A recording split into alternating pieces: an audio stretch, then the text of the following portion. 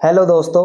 आप लोगों को बड़ी खुशी होगी ये जानकर कि इंडिया ने एक और बड़ी सक्सेस हासिल कर ली है। दुनिया भर के अंदर जीडीपी से जुड़े डेटा और मामले को बताने वाले आईएमएफ की रिपोर्ट के मुताबिक इंडिया ने जापान को पीछे छोड़ दिया है और अब बन गई है दुनिया की फोर्थ लार्जेस्ट इकोनॉमी। लेकिन सवाल ये है, इसका इंडियन स्टॉक मार्केट और हम जैसे इन्वेस्टर्स पर क्या असर पड़ेगा। चलिए सिंपल लैंग्वेज में पूरी कहानी समझते हैं। आईएमएफ ने अप्रैल 2025 की रिपोर्ट में बताया है कि भारत दुनिया में चौथी सबसे बड़ी इकोनॉमी बन चुका है और भारत ने जापान को पीछे छोड़ दिया है। फ्रेंड्स, इंडिया की जीडीपी 4.187 ट्रिलियन डॉलर्स है, जापान की जीडीपी 4.186 ट्रिलियन डॉलर्स है। यानी थोड़ा सा ही फर्क है, लेकिन इंडिया जापान से आगे निकलकर चौथे नंबर पर पहुंच गया है। अब दुनिया की टॉप 5 इकोनॉमीज हैं यूएसए सबसे बड़ी इकोनॉमी, उसके बाद चाइना, जर्मनी, फिर इंडिया और फिर यूके। इंडिया का ग्रोथ रेट बहुत तेजी से बढ़ रहा है। इसका मतलब ये है कि रिटेल इन्वेस्टर्स के लिए नए मौके खुल रहे हैं जहां वो अपना पैसा इन्वेस्ट कर सकते हैं और इन्वेस्ट करके अच्छे रिटर्न्स भी कमा सकते हैं। और ये बात नीति आयोग के सीईओ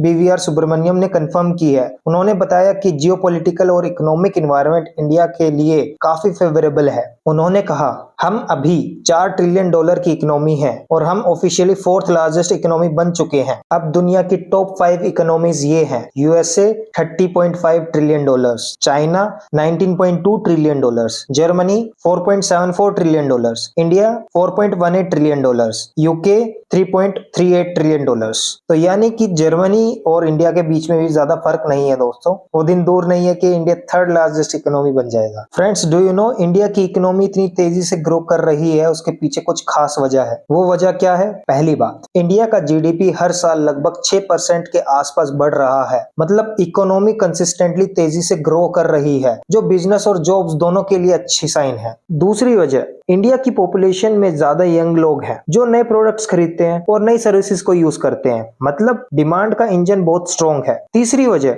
डिजिटल टेक्नोलॉजी का बढ़ना है। यूपीआई जैसे डिजिटल पेमेंट सिस्टम्स और डिजिटल इंडिया इनिशिएटिव्स से लोगों का काम और शॉपिंग बहुत आसान हो गई है और बहुत फास्ट हो गई है। इससे बिजनेस को भी फायदा मिल रहा है।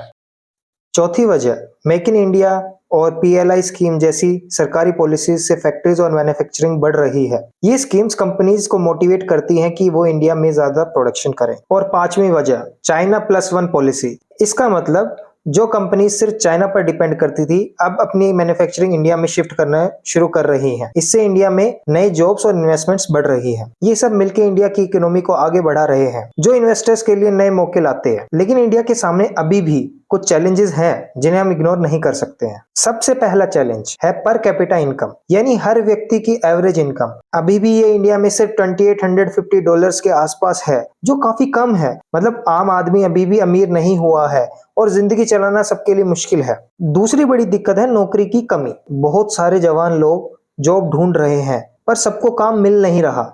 यूथ अनएम्प्लॉयमेंट एक बड़ी समस्या है जो इकोनॉमी के लिए अच्छी नहीं है। तीसरी बड़ी प्रॉब्लम है अमीर और गरीब के बीच में बढ़ता हुआ गैप। मतलब कुछ लोग बहुत ज्यादा पैसा कमा रहे हैं जबकि बहुत सारे लोग अभी भी गरीबी में जी रहे हैं। ये इनइक्वालिटीज सोसाइटी में प्रॉब्लम्स बढ़ा सकती हैं। ये चैलेंजेस हमें समझने चाहिए ताकि इंडिया की ग्रोथ सबके लिए फायदेमंद हो। अब बात करते हैं इन्वेस्टर्स की, खासकर की रिटेल इन्वेस्टर्स की। इंडिया की रैपिड ग्रोथ उनके लिए बहुत अच्छी खबर है। क्यों? क्योंकि पहली बात, इंडिया का फ्यूचर इकोनॉमिक ग्रोथ के मामले में स्ट्रॉन्ग दिख रहा है। इसी वजह से फॉरेन इन्वेस्टर्स जो पहले थोड़े कॉशियस थे, अब वापस इंडिया में पैसा लगा रहे हैं। जब ग्लोबल इन्वेस्टर्स भरोसा करते हैं तो मार्केट में पैसे का फ्लो बढ़ता है, जो शेयर्स के प्राइसेस को ऊपर ले जाता है। दूसरा, कुछ इंपॉर्टेंट सेक्टर्स जैसे कि बैंकिंग, इंफ्रास्ट्रक्चर और ऑटोमोबाइल इंडस्ट्रीज अच्छा ग्रो कर रहे हैं। ये सेक्टर्स हमारी इकोनॉमी के पिलर्स हैं और इनमें ग्रोथ का मतलब है ज्यादा जॉब्स, ज्यादा डिमांड और कंपनीज का अच्छा परफॉर्म करना। तीसरा, रिटेल इन्वेस्टर्स की संख्या भी बहुत बढ़ गई है।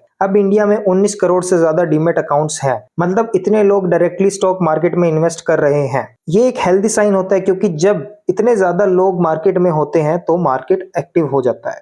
और चौथा, रिसेंट क्वार्टर फोर रिजल्ट्स भी स्ट्रॉन्ग रहे हैं, खासकर कि पीएसयूज यानी पब्लिक सेक्टर यूनिट्स, ऑटोमोबाइल और कैपिटल गुड्स कंपनी ने अच्छे प्रॉफिट्स दिखाए हैं। ये पॉजिटिव रिजल्ट्स इन्वेस्टर्स का कॉन्फिडेंस बढ़ाते हैं। तो मैं आपको एक टिप देना चाहता हूँ, लॉन्ग टर्म के लिए एसआईपी यानी सिस्टमेटिक इन्वेस्टमेंट प्लान करना, स्ट्रॉन्ग रिलायबल स्टॉक्स में इन्वेस्ट करना सबसे अच्छी स्ट्रेटजी होती है। ऐसे स्टॉक्स जिनके बिजनेस फंडामेंटल्स मजबूत हैं वो आपको फ्यूचर में अच्छा रिटर्न दे सकते हैं। याद रखिए, स्टॉक मार्केट में पेशेंस बहुत जरूरी है। अब बात करते हैं फ्यूचर की। क्या इंडिया थर्ड लार्जेस्ट इकोनॉमी बन सकता है? जर्मनी का जीडीपी अभी 4.74 ट्रिलियन डॉलर्स है और इंडिया का 4.18 ट्रिलियन डॉलर्स है। मतलब इंडिया जर्मनी के काफी करीब है। अगर ग्रोथ इसी रेट पर चलती रही तो 2-3 साल में इंडिया जर्मनी को भी क्रॉस कर सकता है। लेकिन लॉन्ग टर्म सक्सेस के लिए कुछ जरूरी चीजें होती हैं। सबसे पहली, हमारी एजुकेशन और स्किल्स को इंप्रूव करना होगा। मतलब ज्यादा लोगों को अच्छी पढ़ाई और काम की ट्रेनिंग मिलनी चाहिए। दूसरी, हॉस्पिटल्स, रोड्स और इंफ्रास्ट्रक्चर में इन्वेस्टमेंट बढ़ानी होगी ताकि लोगों की जिंदगी बेहतर हो और बिजनेस स्मूथली चले। और तीसरी, बिजनेस करना आसान और सिंपल होना चाहिए। गवर्नमेंट पॉलिसी स्टेबल होनी चाहिए ताकि कंपनीज को कोई प्रॉब्लम ना हो और वो आए और इन्वेस्ट कर सके। अगर ये सब होगा तो इंडिया जल्दी ही थर्ड सबसे बड़ी इकोनॉमी बन सकता है। इंडिया का फोर्थ लार्जेस्ट इकोनॉमी बनना एक बहुत प्राउड मोमेंट है। इसका मतलब है कि इंडियन इकोनॉमी का फ्यूचर ब्राइट है। तो इन्वेस्टर्स के लिए एक गोल्डन चांस है। लेकिन हमेशा एक स्मार्ट इन्वेस्टिंग करो, एसआईपी करो, स्टॉक्स रिसर्च करो और पेशेंस रखो। अगर वीडियो अच्छा लगा हो तो लाइक करो, कमेंट करो और सब्सक्राइब करो। मिलते हैं अगले वीडियो में। Happy investing.